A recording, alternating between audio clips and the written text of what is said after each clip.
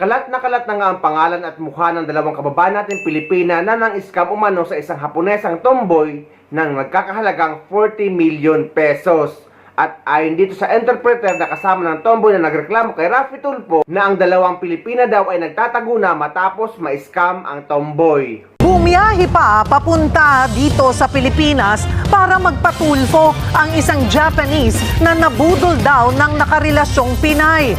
Naglaho raw na parang bula ang Pinay matapos makakuha ng aabot sa 40 million pesos. Narito ang Frontline Report. Mula Japan, dumulog sa programang Wanted sa radyo ni Senator Raffy Tulfo ang Japanese na si Oikawa Emiko. Kasama niya ang isang interpreter. Reklamo ng banyaga, nahuthutan daw siya ng aabot ng 40 million pesos ng nakarelasyon niyang Pinay sa Japan na si Jacqueline Watanabe. Nangyari daw yan sa loob ng 1 taon at 4 na buwan. Para saan daw yung ganung perang? なんでそこまで、お母さんが病気とか ang sabi ng ex-girlfriend niya, may sakit po daw ang kanyang ina at mag-aano po daw siya ng license ng pilot. Sabi pa raw ng Pinay, gagamitin ang pera para ipambili ng bahay at pag-franchise ng isang fast food restaurant. Pero biglang hindi na niya mahagilap si Jacqueline. Kasabwat pa raw sa panluloko ang isa pang Pinay na namamahala sa KTV bar sa Japan na si Yasmin Buwan. Nagpapulis na rin po siya. Nagpapulis, okay. Opo, nagpapulis na rin po at nag-report na rin po siya doon sa Mama Club Sam at saka yung si Jacqueline. Pero nagtatago. Ito ay pinaflash na natin and then ipopost namin to sa Facebook, sa YouTube, sa TikTok. Makakarating to sa Filipino community sa Japan. Yun nga lang, aminado si Senator Tulfo na may malaking hamon sa kaso lalo't hindi sa Pilipinas nangyari ang umano'y panluloko. Paano tayo makabawi sa kanya? At ano may tutulong natin?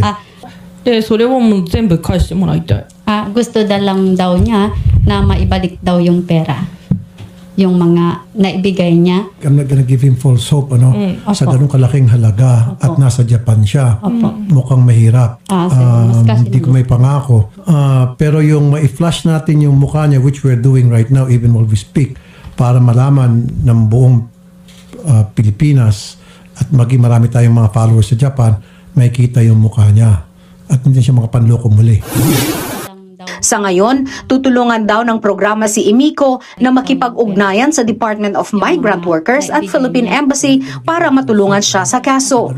Sabi sa kanya, ako'y nalulungkot at nahiya na kababayan ko ang nanloko sa kanya. Sabi sa kanya, na-assure sa kanya, hindi naman lahat ng Pilipino ay manloloko. Isushoulder ko na yung pamasahe niya back and forth, pagpunta rito, pati yung pag-hotel niya rito, sasagutin ko. At ipopost natin to tuloy-tuloy yung mukha nitong dalawa. Mensahe naman ng Hapon sa kanyang ex-girlfriend.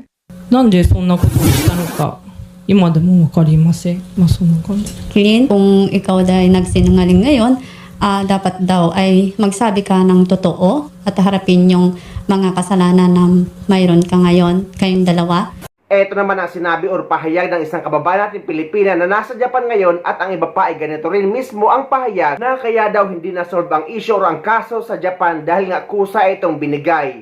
At ayon dito kay kabayan Pilipina na si Tomboy ay kilala doon sa Japan o sa lugar o sa bar na yon na mapagbigay talaga. Kaya kilalang kilala na siya ng mga pulis na ganun talaga siya. Kaya nagbakasakali na lang sila kay Senator Raffy Tulfo o sa RTIA.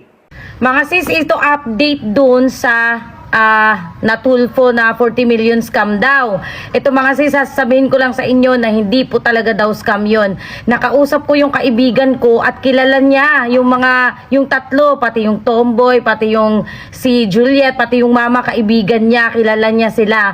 Ngayon sinabi niya sa akin ang totoo na hindi po daw talaga scam yon. Wala daw talagang scam nangyayari dahil ganun daw po talaga si Tomboy magastos, mahilig magastos talaga sa babae niya, magbigay ng Rolex, ng mga biton, ng mga Hermes, ganon. May-ari daw yun ng mga building yan sa Ueno. Kaso siguro nagsawa na rin si Ateng sa kanya kasi paru-paro nga. Nagre-regalo, nagpupunta talaga sa mga umise. Kilala siya dyan, number 1 siya dyan, nagpupunta daw sa umise dyan.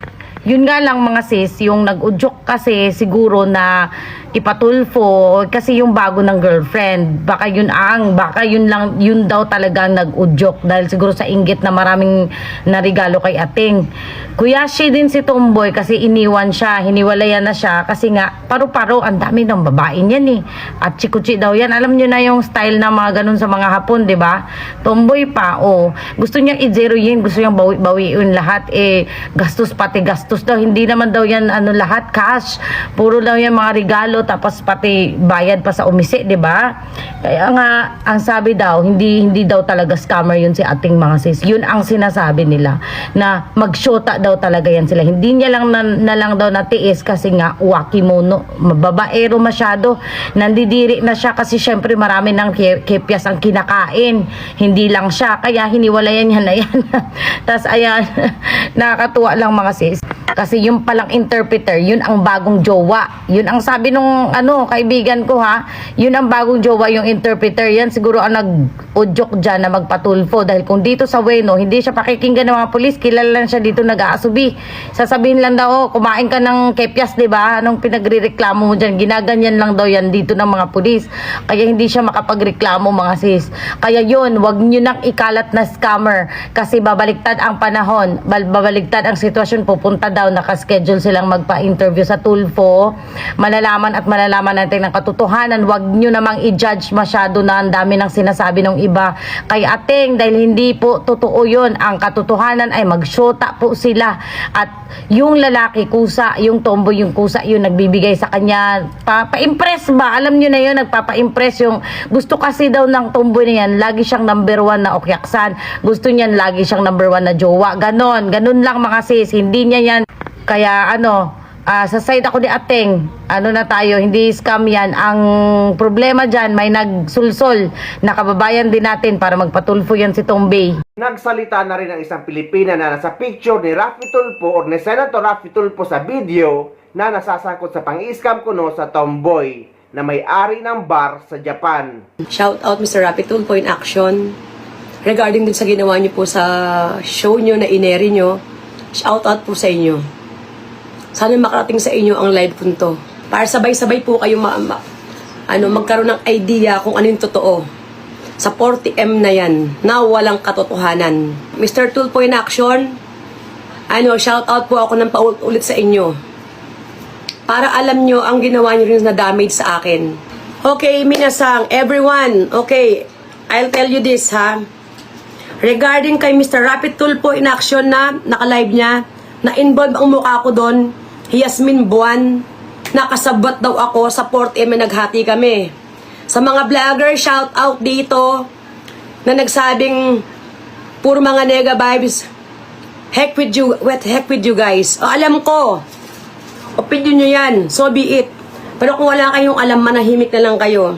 Di ba mas okay yon? Unang-una, yung Hapon na tomboy na yon, naging customer namin siya. Yes, may pera yung customer na yon. At then, pinakilala ko siya, sinyukay ko siya sa babae ko, kay Jacqueline Watanabe. Thank you everyone. Kay Jacqueline Watanabe. Yun. Sinyukay ko siya, kay pinakilala ko siya. Then, nagkagustuhan sila. Ayun nga, sabi nga ni Emi ko, sa live ni Tulfo, nagsabi siya na after 1 week, naging sila. Yes, totoo po yun. Naging sila. And take note po ha, pareho po silang may karelasyon.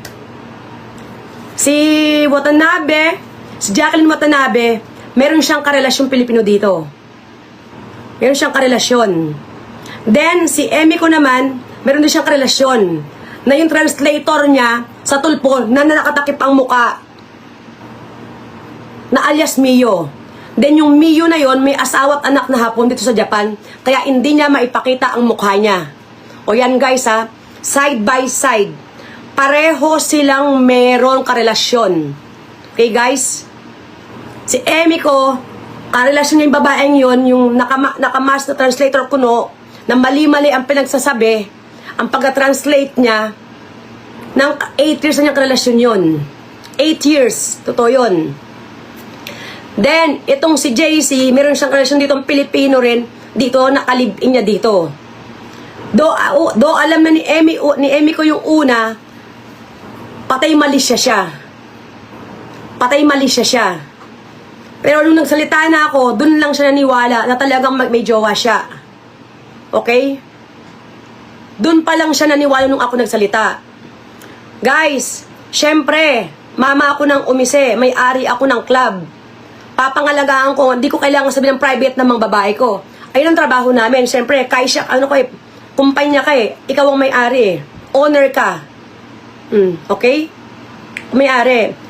Alangan mga babae mo, sabi mo, ang mga private na babae mo, sabi mo sa customer. Siyempre, hindi mo gagawin yun. Sinong tangang gagong may-ari nun? Siyempre, una, tawag ito, hindi ko kailangan sabihin yan, dapat lang yun atarimay. Then, sa bibig na mismo ni Emmy ko sang nagsabi siya sa live, di ba? Nakagoseng mang daw siya. Guys, parang ang laki naman ng pagtatanong yan sa kanila. Goseng mang, tapos na 40M. Shout out, Mr. Rapid Tulfo in action. Kayo ang naglagay doon. Kayo ang naglagay doon na sa ano nyo, sa tawag ito? Sa page nyo. 2 babaeng Pilipina pinagtulungan ng tomboy. Ang sarap pakinggan, no? 40M pinagtulungan, sana may 20M ako. Sana totoo na lang talaga yon. Baka pag totoo yun, baka magla-live pa rin ako, taamin ako. But sorry guys, hindi totoo yun. Ito ang katotohanan. Ito ang nangyari doon. Si Emmy ko, kahit may jowa siya, yung na nakatakip ang mukha na translator, naging karelasyon niya si Jacqueline Santiago Watanabe. Naging sila. Naging sila. Alam niyo yun. Dahil si Emmy ko, yung tomboy na yon, mahilig siyang gumastos ng malaki at may pera nga siya. Lagi siyang attention seeker siya. Kailangan siya yan, ganyan siya. Para alam nyo lang guys ha, may pera talaga siya pag gumastos siya, ganun. Pero ang si Emmy ko na yan, yung Haponesa na yan, mahirap yan. Hindi siya basta pwedeng paupuan ng kahit sino man. Dahil nga, maselan siya. Kung hindi lang niya kaya hindi niya paupuin ang uupo. Okay guys? Para iklaro ko lang sa inyo. Then yung sinasabi niya na ginawa ni Arigato na Nixia na Arigato. Sinasabi niya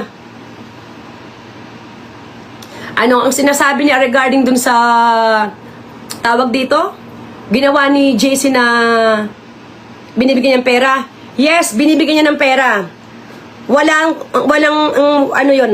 hidden nagbinibigay niya. At bakit niya binigyan? Pinastop niya po yung si Jacqueline Watanabe sa pag-ioro trabaho. Pinag-stop niya ng trabaho. Yung babae pong yun, si Jacqueline,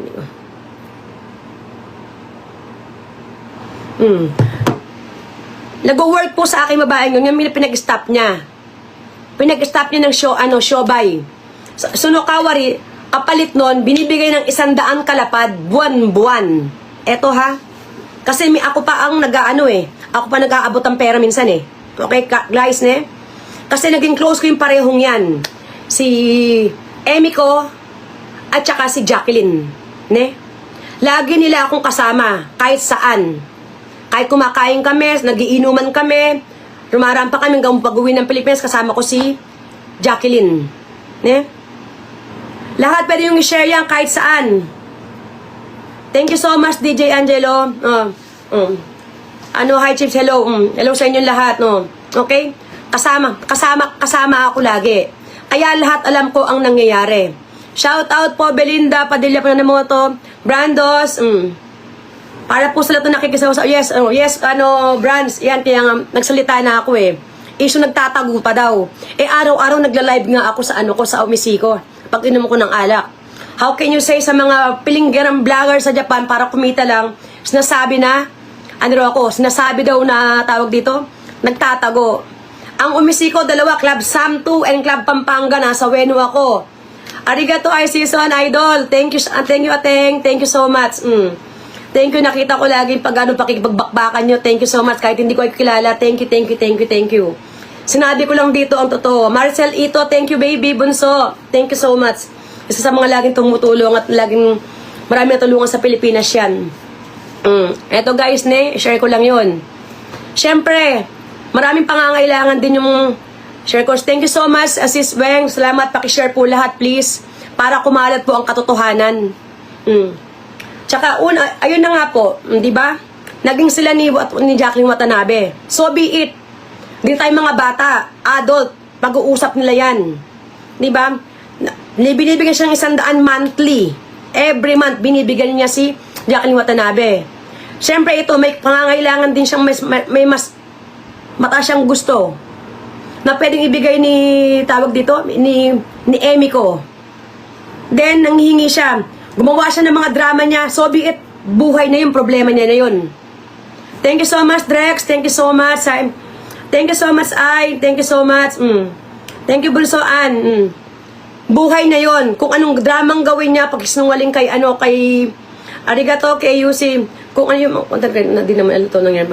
Oo, kaya nga, ate Madonna ate. Kaya nga, kilaro ko ngayon. Di ba? Kung ano man ang gagawin drama ni Jacqueline Watanabe, labas tayo doon. Wala tayong pakialam. Kasi sila ang may relasyon sa dala ni Emmy. Keso na hospital pa, whatever. Kasalaan mo, sino ba maglalabas ng pera?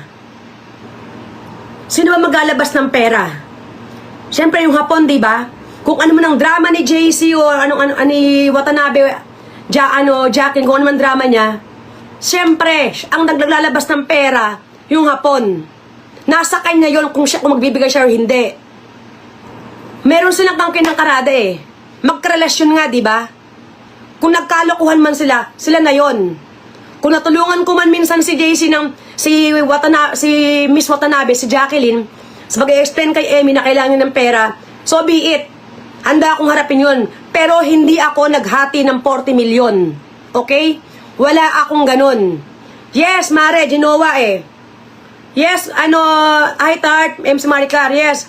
Nanahimik ako, tinignan ko lang yung lahat ng Thank you sa lahat sa inyo nakibaka sa akin, nakipagbardulan, sa nakipagtanggol sa akin. Thank you so much. Ayan ang totoo. Wala akong kinuhang 20 million o 40 million sinasabi niya. Kaya Mr. Rapitul po na action. Sana bago kayo naglagay niya sa page nyo, kinlaro nyo muna. Bakit hindi ako sumagot dun sa tawag nyo on the spot? Una, nakawatch ako dun sa live nyo. Bakit nakalagay, Yasmin Buwan, rinereklamo? Thank you, Klein, arigato, thank you so much sa tiwala. Bakit lalagay nyo yung pangalan ko dun? What the fuck? Irereklamo ako? Nakinabang ba ako ng 20 million? Thank you very much, Bunso Marcel Ito. Bakit? Ang sagot, ang laban mat. Thank you so much, Saruka. Thank you so much. Season Idol. Thank you, Idol. Kayo tayo magkakali personally. Pero idol kita sa pag-vlog mo. Kasi nakikita ko katotohanan lang sinasabi mo lagi Di ba? Ayun, tawag dito. Sana meron akong percentage. Ilang percent ang sinasabi ni Jason ni Jacqueline? Wala akong percentage. Ito, klaro ko lang. Sa akin nagtatrabaho si Jacqueline that time. Pag binibigyan niya ako ng pakimuchi pakaswelo. Alam mo, at hindi kalahati o whatever. At hindi ako nagdang percentage. Ilang percent ba yan tayo? Hindi ko alam yung sinasabi niyang percentage. Kasi wala akong alam na nanghingi akong percentage sa kanya. Yun. Unless na nag-inom kami sa labas, syempre naghahati-hati kami. Yun, naghahati kami ng diretso doon. Ayan na, una yun ang kwento niya sa amin. Teya, yung sabi niya, love you masama ko lima yan. Thank you na, Tokyo 1. Joy Orteliano, Teya, yun ang kwento niya sa amin. Hindi ko alam yung kwento niya sa inyo Ang sinasabi ko ngayon yung katotohanan. Para panglahatan. Para sa lahat ang sinasabi ko. Kung ano yung napag-usapan, ano sabi niya sa'yo, Teya and JC, Jacqueline, hindi ko alam ang pinag-usapan yung yan. Ako sinasabi kong totoo ngayon. Wala akong nakuhang kalahating 20 million o sinasabi mo na percentage ako. Binibigyan niya ako. Ito, take note guys, noong December, binigay sa, actually na 150 na bigay sa akin ni Jacqueline, pakimuchi niya sa akin. Ang birthday ko, binigyan niya akong pera. Binalik ko lahat yon kay Emmy ko. December guys, nagbigay ako 150 sa kanya. Hakugo Jumang. Actually, dapat hindi ko kailangan ibigay yun kasi galing kay, kay Watanabe. Kay Jacqueline, binigay niya sa akin. Pero dahil malinis ang konsensya ko, binigay ko sa kanya. Binigay ko ang pera kay binigay ko yung Hakugo Jumang kay Emi ko. Dahil wala akong bigat sa katawan. Ne? Guys, eto ha. Dahil para wala akong konsensya. Na kaya kong humarap kahit kanino. Binalik ko yung perang 150 kalapad kay Emi ko. At sinabi at nagpasorry ako sa kanya, sabi ko hindi ko nasabi before yung kung anong private ni Jacqueline. Na dapat naman talaga. Hindi dapat sasabihin, ako may-ari eh. Ako yung boss, ba't ko sasabihin yun, di ba? Si Tulfo din muna, inalam lahat. Ayun nga dapat si season, dapat nalam niya lahat eh. Nakapublic siya, nakapublic. Ay, paano ba to gagawin? Hindi kasi ako marunong kasi mga tao dito sa ko eh. Shout out, Tita Gay, punta ka dito. Paano ba public to? Naka-friends lang daw eh. Guys, paano ba to? Hindi ako marunong magkalikot. Wala kasi yung asawa ko dito, wala yung anak ko. Hindi ako marunong magganyan-ganyan. Mag-setting sa cellphone. Arigato, mami. Daddy, arigato. Guys, ayan ang katotohanan. Wala, at saka unang-una, hindi 40 million ang nagastos ni Haponesang Tomboy. Hindi 40 million. Hindi 40 million. Okay? Take note. Ewan ko sino nag-edit, nag-audit. Hindi ko alam paano ko yan hindi ako marunong. Hindi, Joy Artiliano, hindi ko alam kung paano, paano public, hindi ako marunong. Tita Gay, Lynn Joanna, thank you baby. Thank you. Mamaya, ipapublic ko. Hindi ako marunong ipapaano ko mamaya sa kanila.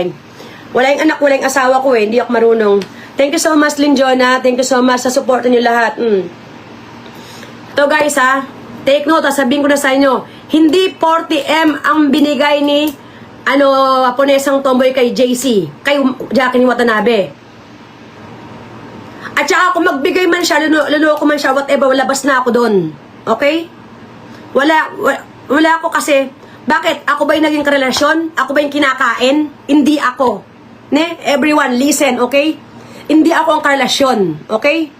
Yung 40M po na yon, arigato tets, yung 40M na yon, wala pong katotohanan na nahati po sa amin at linoko namin yung si Emi ko na yan. Si Emi ko at saka si Jacqueline, uulitin ko. Nagkarelasyon sila. May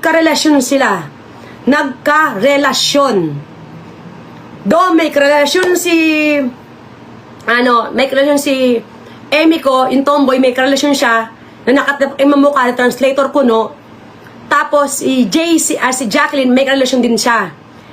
It's a tie, di ba? Ano problema doon?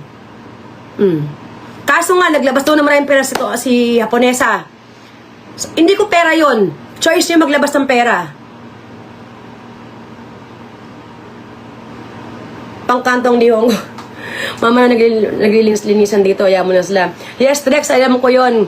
Hi nyo, Kyla. Yes. Actually, nag-reach out na ako kay Mr. Tulfo. Sabi ko, para alis, kasi ayoko yung nakikita yung mukha ko eh. Guys, 26 years na ako dito sa Japan. 26 years na akong tumutulong sa amin. Pagbibigay ng relief sa lahat, ng dami kong tayong natulungan. Ang dami kong natutulungan, guys. Tapos makikita, scammer ako ng 40M ng kalating 20M.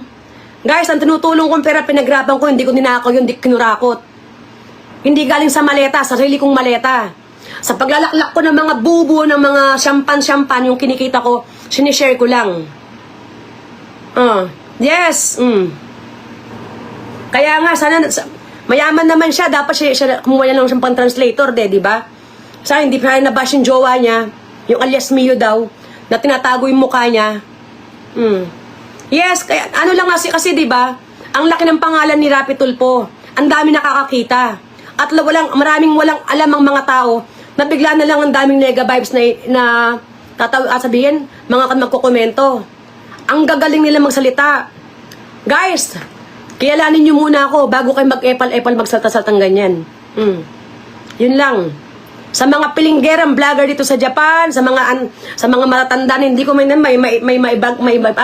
vlog lang. My God. Gamitin natin yung utak natin, ne? Gamitin natin yung utak natin, ne? Kung magbigay man si Tomboy doon kay Jacqueline, labas tayo doon. Pinastop niya ng trabaho yung babae, at Arimay, syempre, itong Jacqueline magde-demand. Ne? Maleta. Hindi, kasi maliit ako yung bit-bit ko eh. Guys, di ba? Kung didiscard man siya, wala nang pakialam tayong lahat. Kung may nakuha man siya o ano man.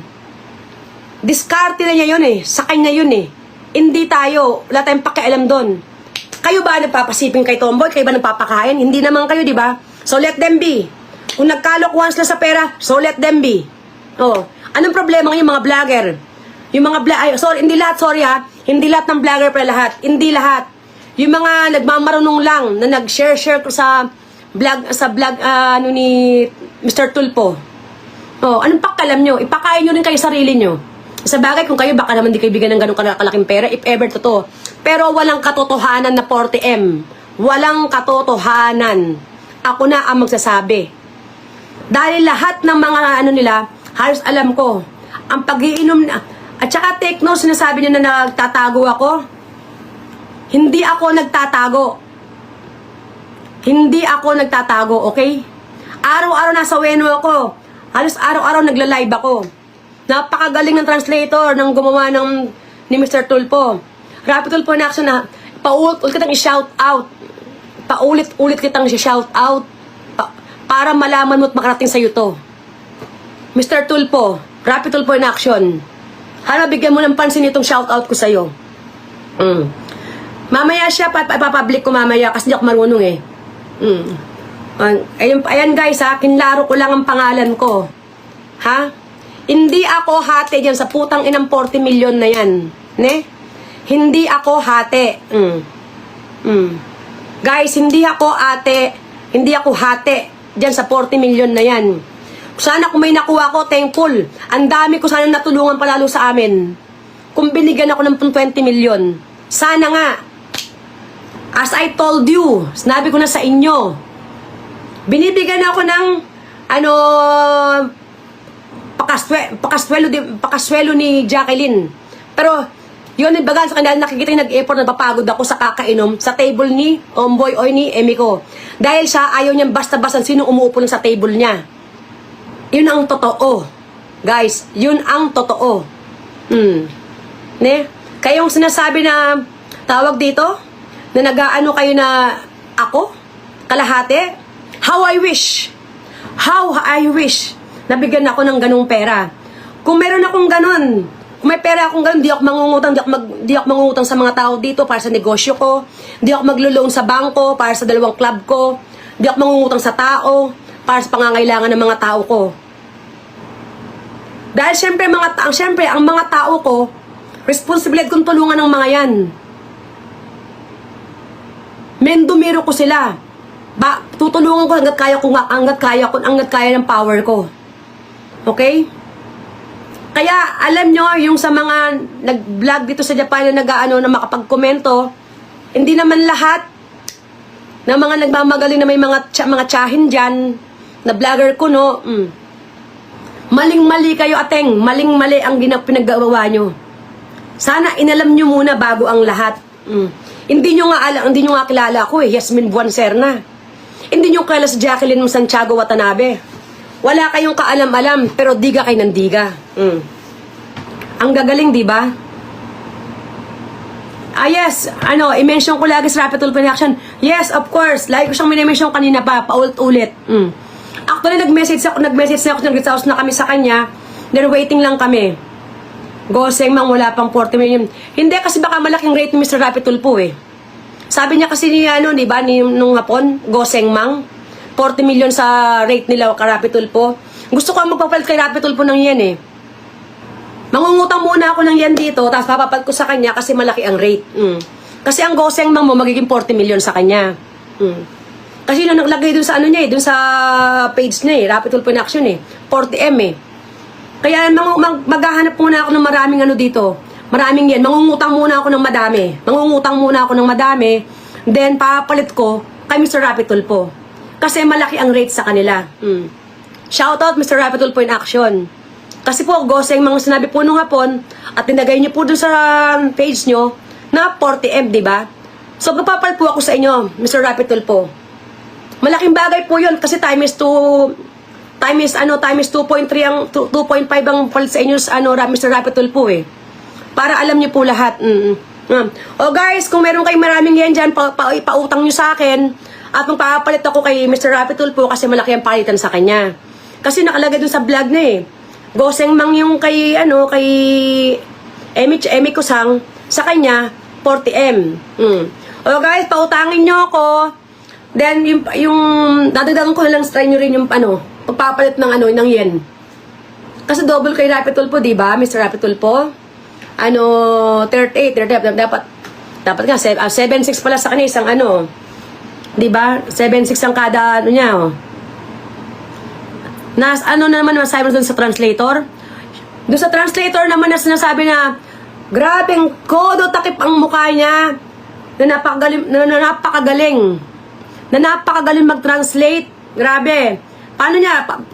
Ba't hindi niya may pakita yung mukha niya? Kasi may asawa at anak sa Japan eh. Yun ang totoo. Kung talagang translator ka lang, ba't hindi pakita yung mukha mo? Diba? Yun lang yun eh.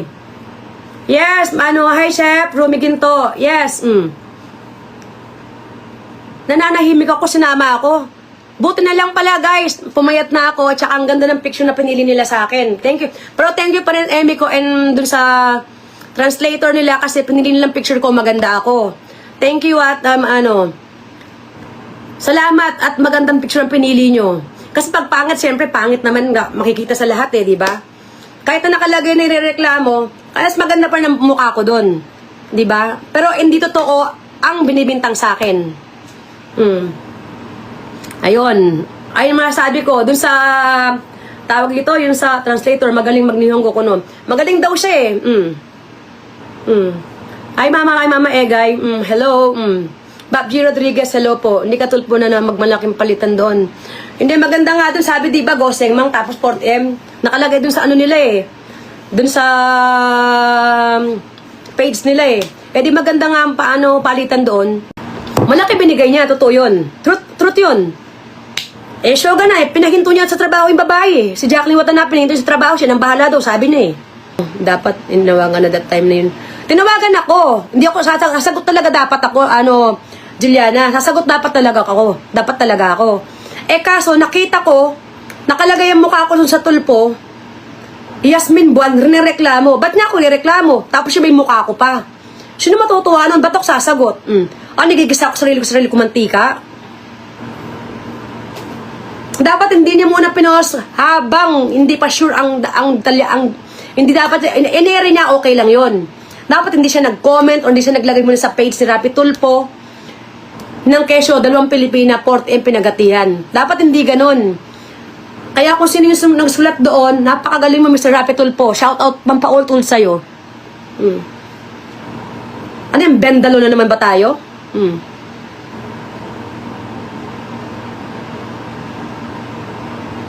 Kaya matapang akong humarap sa inyong lahat, guys. Minasang, everyone. Parang setup yan, te. Ano ko setup? Diyos ko naman, sa setup ba nila ako? Normal lang akong Pilipino, normal lang akong mama. Normal lang akong mama Sam ng Bueno. Lagi pa akong inaanuan ni... ito, twist na naman natin ang istorya natin, guys, ha? Lagi pang sinasabi ni Emi ko, subos chow niya raw ako. Ipapasaraw niya raw yung umisi ko. Hindi akong tatagumpay, so be it. Actually, dahil nga sa Japan nangyari ang krimen or ang pang-i-scam kuno ay mas maigi talaga na magharap-harap sila sa Japan. Dahil kung meron talagang kaso or mabigat ang kaso sa Japan pa lang ay mareresolba na ito sa higpit ba naman ng batas sa Japan. Pero dahil nga kilala ng mga pulis si Tomboy na ganun talaga siya, ay kay Senator Rafi Tulfo sila lumapit na may udyok umano ng bago nitong jowang Pilipina.